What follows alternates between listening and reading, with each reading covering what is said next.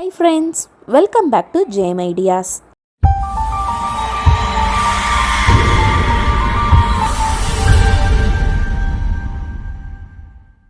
இன்னைக்கு நம்ம சேனல்ல டாகி டைம். இந்த வீடியோவில் ஒரு பப்பிக்கு செர்லாக் நம்ம எப்படி எந்த டைமிங்ல இருந்து கொடுக்கலாம் அப்படின்றத பற்றி பார்க்க போகிறோம். பொதுவாக பார்த்தீங்கன்னா ஒரு பப்பி கண்டிப்பான முறையில் தன்னோட மதர் ஃபீடிங்கில் 30 to 35 டேஸ் இருந்தே ஆகணும். அப்படி இருந்தால் மட்டும்தான் அந்த பப்பிக்கு ஒரு நல்ல ஆரோக்கியமான ஒரு உடம்பு அமையும். அதே சமயத்தில் ஒரு சில சிச்சுவேஷனில் பார்த்தீங்கன்னா நம்ம பப்பிக்கு இந்த 30 to 35 டேஸ் வர ஃபுல்லாக மதர் ஃபீடிங் மட்டுமே கொடுக்குற அளவுக்கு இல்லாமல் வேறு ஏதாவது ஒரு அடிஷ்னல் ஃபீடிங் கொடுக்க வேண்டிய சிச்சுவேஷன் ஏற்படலாம். ஃபார் எக்ஸாம்பிள், இப்போ பப்பீஸோட குவான்டிட்டி அதிகமாக இருக்குது, நம்மளுக்கு நிறையா பப்பி இருக்குது, மதர்ட்டேருந்து வரக்கூடிய ஃபீடிங் எல்லா பப்பிக்கும் பத்தலை, ஒரு 15 டேஸ் 18 டேஸ்க்கு மேலே பப்பி தன்னோட மதர்ட்டேருந்து ஃபீடிங் பத்தாமல் கத்திக்கிட்டே இருக்குது எல்லா பப்பீஸும் அப்படின்னா அந்த டைமிங்கில் நம்ம அடிஷ்னலாக அதுக்கு ஏதாவது ஒரு ஃபுட் இன்ட்ரடியூஸ் பண்ணி ஆகணும்.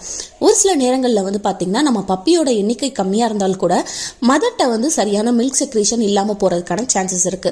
ஸோ இந்த மாதிரி சிச்சுவேஷன்லையும் நம்ம கண்டிப்பாக வேற ஏதாவது ஒரு அடிஷ்னல் ஃபீடிங் நம்ம பப்பீஸ்க்கு கொடுக்கணும். ஏன்னு கேட்டிங்கன்னா, பொதுவாகவே பப்பி கண் விழிச்சதுக்கு அப்புறமா தன்னோட மதர்ட்ட அதிகமாக மில்க் எடுத்துக்க ஆரம்பிக்கும். ஸோ இந்த டைமிங்கில் பப்பீஸ்க்கு மேக்ஸிமம் மில்க் பத்தாமல் போகிறதுக்கான சான்சஸ் இருக்கு. இந்த டைமிங் இல்லாட்டினாலுமே பார்த்தீங்கன்னா அபவுட் 22 டேஸ்க்கு மேலே கண்டிப்பான முறையில் ஒரு பப்பிக்கு தன்னோட மதர்ட்ட இருந்து அது வயிற்றுக்கு ஃபுல்லாக ஃபீடிங் கிடைக்கிறது ஒரு டவுட்டான விஷயம் தான். ஸோ நம்ம இந்த 22 டேஸ்க்கு மேலே அதுக்கு வேறு ஏதாவது ஒரு ஃபுட்டை அடிஷ்னலாக நம்ம இன்ட்ரடியூஸ் பண்ணி தான் ஆகணும். ஸோ அந்த ஃபுட் என்ன அப்படின்றது தான் இன்றைக்கி நிறையா பேத்துக்கு ஒரு டவுட்டாக இருக்குது.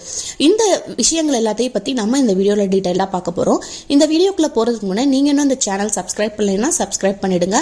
மறக்காமல் பெல் ஐக்கான் கிளிக் பண்ணுங்கள். அப்படின்னா தான் என்னோட நெக்ஸ்ட் வீடியோஸ் உங்களை சேரும். உங்களுக்கு இந்த வீடியோ பிடிச்சிருந்தா லைக் பண்ணுங்கள், ஷேர் பண்ணுங்க. உங்க மதர் டாக் நல்லபடியா ஹெல்த்தியா இருக்கணுமா? உங்க மதர் டாக் உங்க பப்பிக்கு தேவையான அளவுக்கு மில்க் செக்ரேட் பண்ணி பப்பீஸ் எல்லாத்தையுமே நல்லபடியா வளர்த்து கொண்டு வரணுமா? அப்ப கண்டிப்பா உங்க மதர் டாகுக்கு நீங்க ரெட் பிளண்ட் கொடுங்க. ரெட் பிளண்ட் கொடுக்கறதால மதர் டாக் பப்பீஸ்க்கு தேவையான அளவுக்கு மில்க் செக்ரேட் பண்ண முடியும். அதே சமயத்துல மதர் டாக் பப்பீஸை வளர்த்ததுக்கு அப்புறமா அதோட உடல் மெலியாமையும் நல்லா ஆரோக்கியமா அதோட உடலும் மெயின்டைன் ஆகும். உங்களுக்கு ரெட் பிளண்ட் வேணும் அப்படின்னு நினைச்சீங்கன்னா இப்ப ஸ்கிரீன்ல தெரியக்கூடிய கான்டாக்ட் நம்பருக்கு நீங்க கான்டாக்ட் பண்ணி வாங்கிக்கலாம். இல்லைன்னா உங்களுக்கு பக்கத்தில் இருக்கக்கூடிய பெட் ஷாப்ல கேட்டு வாங்கிக்கலாம். நம்ம பப்பீஸ்க்கு செர்லாக் கொடுக்கலாமா அப்படின்றத பற்றி பார்க்கலாம்.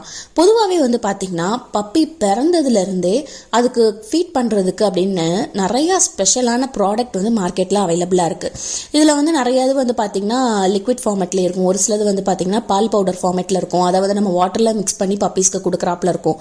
இந்த பவுடர் ஃபுல்லாகவே பார்த்தீங்கன்னா நம்ம 30 டேஸ், அதாவது ஒரு பப்பி பிறந்ததுலேருந்து 30 டேஸ் வரை நம்ம கொடுக்கலாம்.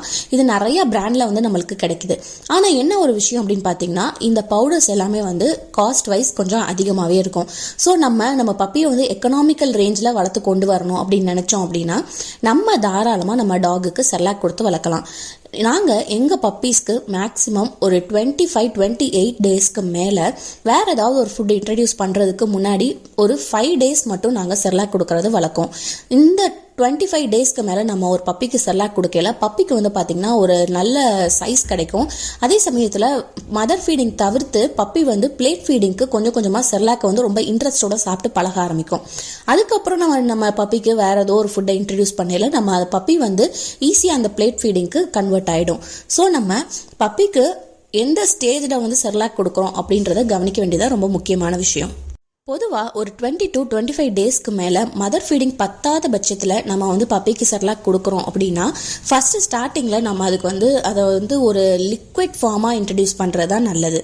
அதுக்கு முன்னாடி நம்ம சப்போஸ் நம்ம பப்பிக்கு இன்ட்ரடியூஸ் பண்ணணும் செர்லாக்கை, சப்போஸ் நம்ம சிச்சுவேஷன் ஒரு 10th டேவோ இல்லை 15th டேவோ பப்பிக்கு ஃபீடிங் பத்தலை, அது கத்திட்டே இருக்குது, அந்த டைமிங்கில் நம்ம அதுக்கு செர்லாக் இன்ட்ரடியூஸ் பண்ணணும் அப்படின்னா அதை சாலிட் ஃபார்மில் இல்லாமல், அதாவது பிளேட்லேயோ ஸ்பூன்லேயோ வச்சு கொடுக்குற ஃபார்மேட்டில் இல்லாமல் ஃபீடிங் பாட்டிலில் போட்டு நம்ம பப்பிக்கு அதை ஃபீட் பண்ணுற அளவுக்கு நல்ல லிக்விடாக கலந்துட்டு அதை ஃபில்டர் பண்ணிவிட்டு அப்புறம் அதை ஃபீடிங் பாட்டிலில் ஊற்றி கொடுக்குறது ரொம்பவே நல்லது.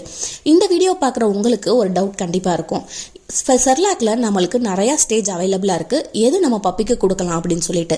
செர்லாக்ல ஸ்டேஜ் 1ல வீட் ஆப்பிள் இல்லைன்னா வீட் செரி,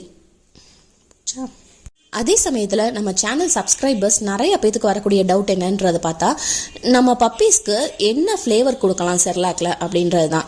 பொதுவாகவே வந்து பார்த்தீங்கன்னா பப்பீஸ்க்கு நம்ம ஸ்டேஜ் 1ல் வீட் ஃப்ளேவர் கொடுக்கறதா ரொம்ப நல்லது. நாங்கள் எங்கள் பப்பீஸ்க்கெல்லாம் செர்லாக் ஸ்டேஜ் 1 வீட் தான் கொடுத்துட்டு வரோம். அதை 10 டேஸில் கொடுத்தாலும் சரி இல்லை 25 டேஸில் கொடுத்தாலும் சரி பப்பீஸோட டைஜஷனில் எந்த விதமான ப்ராப்ளமும் இல்லாமல் ரொம்பவே சேஃபாக இருக்குது. ஸோ உங்கள் பப்பிக்கு மதர் ஃபீடிங் பத்தலை அப்படின்னா எந்த டைமிங்கில் நீங்கள் எப்படி செர்லாக்கை கொடுக்கலாம் அப்படின்ற ஐடியா உங்களுக்கு கிடைச்சிருக்கும். அதே சமயத்தில் மதர் ஃபீடிங் பத்தாமல் இருக்கக்கூடிய பட்சத்தில் தான் நம்ம பப்பீஸ்க்கு செர்லாக் கொடுக்கணுன்றது கிடையாது. 25 டேஸ்க்கு மேலே நம்ம பிளேட் ஃபீடிங்க்கு பப்பீஸை மாற்ற ட்ரை பண்ணலையும் நம்ம கொஞ்சம் ஒரு 5 to 7 டேஸ் வந்து நம்ம பப்பீஸ்க்கு செர்லாக் இன்ட்ரடியூஸ் பண்ணிவிட்டு அதுக்கப்புறமா அதை அதோட ஃபுட்டுக்கு கன்வெர்ட் பண்ணலாம். அது நம்மளுக்கு ரொம்பவே ஈஸியாக இருக்கும். ஸோ இது சம்மந்தமாக உங்களுக்கு வேறு ஏதாவது டவுட்ஸ் இருந்துச்சுன்னா நீங்கள் தாராளமாக எனக்கு கமெண்ட் பாக்ஸில் போடுங்க. மீண்டும் ஒரு நல்ல பதிவோடு நான் உங்களை சந்திக்கிறேன். நன்றி.